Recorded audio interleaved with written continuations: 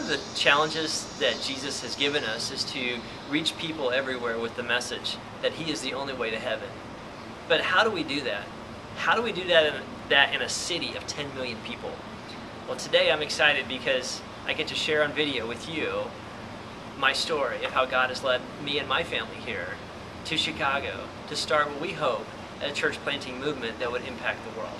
And so join us as we watch today's video and just see what God would say to you. My name is Brian Evans, and I just wanted to take a few minutes today to tell you about our story of how God brought us here to Chicago almost exactly a year ago, and just about what's been happening and what our picture for ministry here is.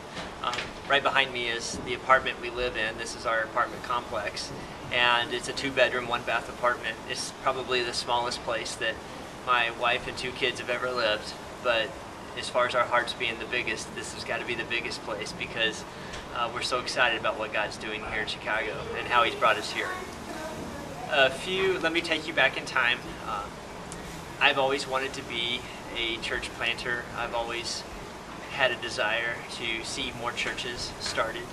I'm one of these people that when I'm in a car and I'm driving and I see a mall or abandoned buildings or warehouses, I always think the first thing I think of is, ooh, that would be a great spot for a church. Oh, hey, I need the church, we could go right there. I mean, I'm always making those comments to Beth and the kids, and they just kind of roll their eyes because they've heard it so many times. But about 2 years ago, my wife and I came up to Chicago for our anniversary getaway. And it was in December, it was really cold and snowy and everything, but we wanted to go somewhere just to get away for the 2 of us. We'd never done that before, and so we came up for our anniversary. We had been praying about Chicago for the last few years. I've got a good friend here who has been calling me and inviting me about coming up here to do mission work. The need is great in Chicago. It's a city area of about 10 million people when you count the suburbs, and so a lot of needs for more churches. Mathematically, we need over 11,000 more churches in Chicago to just try to balance the equation. So the need is great. People from all over the world here. You go to the grocery store, you go to Target, you go to the mall, you will hear at least 5 different languages spoken in the span of, an hour. It's unbelievable. So when Beth and I came up, we were just wanting to get away. I was pastoring a church in Columbia, Missouri. Loved the people loved me. It was a great family relationship with that church, very near and dear, still near and dear to my heart. So we weren't looking for any kind of God speak, where God would speak to us. Well, what happened was we came up, and our hearts just started melting for the city, and we didn't really talk about it, but we just both felt this, something was happening. And on our way back, I felt like God spoke to me. I think Beth was driving at the time, which is probably a good thing. And I felt like he gave me a picture of how to reach this city for Christ. And basically the picture was plant churches along all of the subway lines. There's multiple subway lines through the Chicago area, and there's multiple stops. And so thousands of people every day are riding these trains back and forth to work, to the suburbs and back, all that kind of stuff every day. And so the idea that he gave me a picture of me riding the subway, going to, I don't know where I was going, but all this came down as like an instant download on the computer. And very simple, Brian, I'm going to call you now to go to Chicago to plant churches. You're going to start with 1, and then it's going to multiply to cover the city, and we'll see how long it takes, but that's what he told me. It's going to start with 1, and it's going to cover the city eventually. And then I felt like he said, after you do this in Chicago, you're going to be sending missionaries to other major cities around the world that have similar mass transit systems, subways, trains, and we're going to replicate this idea in all these other cities: Berlin, Tokyo, Mexico City, Brasilia, Sao Paulo, Paris, London. All these cities that have massive train systems do the same thing. Plant churches close to those stops, so when those people get off, they can walk to a church in that neighborhood that cares for them. So that really hit us hard. We told our boys about that, and we're like, wow. That was in December of '09, and so we thought, let's just pray about it. let's just give God time to let the idea kind of gel. And so we did. And as we prayed, it just seemed like it kept getting stronger and stronger and stronger in our hearts. And so it was right after Easter that I told our church in Missouri, I said, guys, you're not going to believe this. Love you guys to death, but this is what's going on. God has called us to go to Chicago, and this is the vision that we have. Church was totally supportive, just excited for us. Of course, sad to see us go, but very supportive. Really want us to just go with God, and so that was really cool. So I cashed out my retirement. Didn't have too much to speak of really, and what little we had, we cashed out. And we moved up here a year ago in July. We found, God led us to this apartment complex. We looked at other places, and this just clicked that this is where we're supposed to be. And I thought, oh, surely I'll find a job, no big deal. I've got a business degree, I've got other graduate degrees, no problem.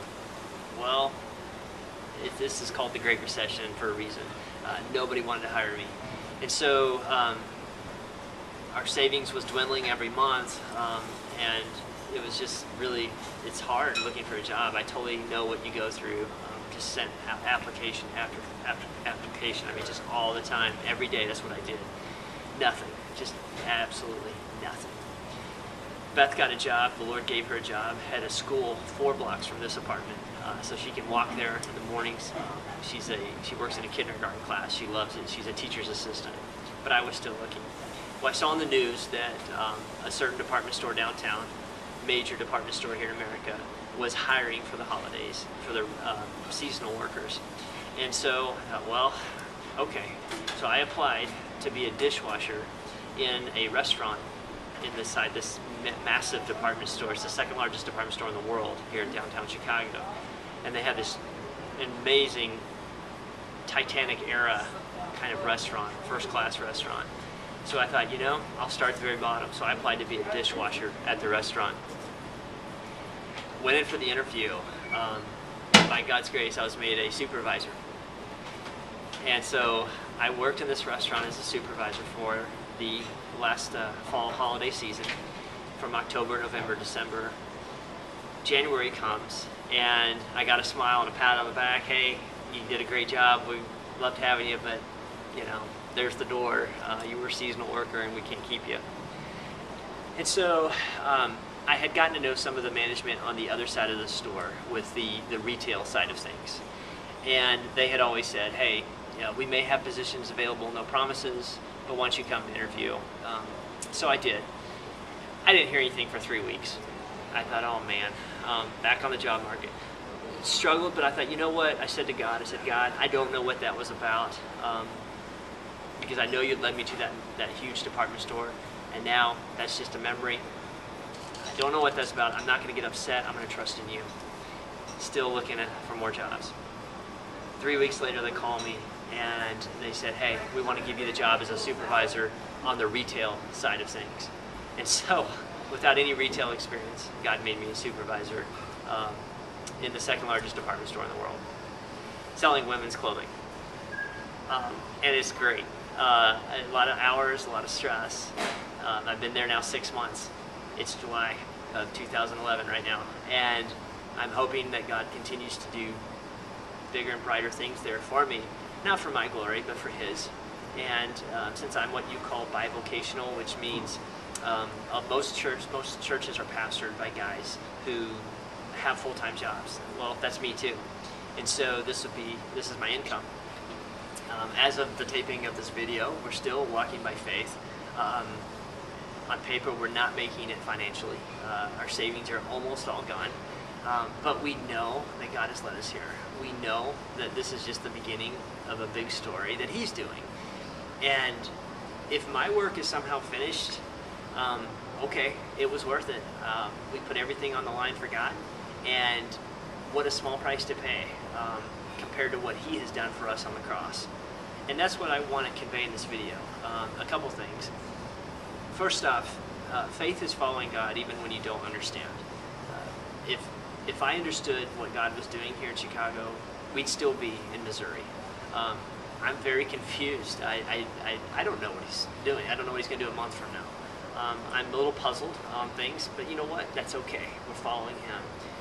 There's a verse in the scriptures that says that Abraham went out not knowing where he was going. And I really identify with that verse because when we moved here to Chicago, we had a map on our kitchen table of the whole city. And we were like, Lord, show us where to live.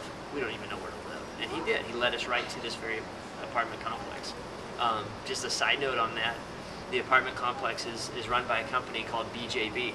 And when Beth and I were dating in high school, on all of our books and folders, we would write BJB for Brian plus Jesus plus Beth. And so that is where God has led us to a company that owns this called BJB. I mean, it's just little things like that God does that make you go, wow, he's leading us. So I want you to understand that it's not like we have it all figured out. We don't. The second thing that I want to really talk about on this video just shortly and let you go here is if you're going to follow Christ, you've got to get rid of the word like. I like this. I don't like this. I would like this. I like that. I don't like that. You can't have the word like in your vocabulary if you're going to truly take up your cross and follow Christ. Did I like working at the restaurant, sometimes 12 hours a day, having angry customers yell at me because their food is cold? No. Have I done all the study in all the seminary and all the education so I can go sell women's clothing? Do I like that reality? No. Do I like the fact that all my retirement is gone? No. There's things you've got to get like out of your vocabulary if you're going to follow Christ. I'm not saying I've got it figured out. Please don't hear me say that. But what I am saying is following Jesus is following Jesus. The other day, Beth was praying, and she told me this. She said, I was saying, Lord, but we gave up this, and we gave up that, and we've given up all these things to come here for you. And it would be nice if because we gave those things up, if you would, doubly bless us. And she felt like God told her, but you gave them up. You gave them up. Not to get, you gave them up. And again, following Christ is not about like. It's not about I'm doing this because God's going to do more. It's, you know what? God is worth it. I'm going to give my everything for Christ. So, I hope you've enjoyed our story. I just want to share this with you that I still struggle every day to walk by faith. I hope I'm getting better at it. I need your prayers. I need your support. And if you would like to get behind us, we need it. We would love to have you partner with us. And we're excited about what God's doing, what he's going to do here in Chicago, and we're hoping to start seeing groups from all over the country come here to help us out. And maybe, just maybe one day, that'll be you too. Thank you for watching. Thank you.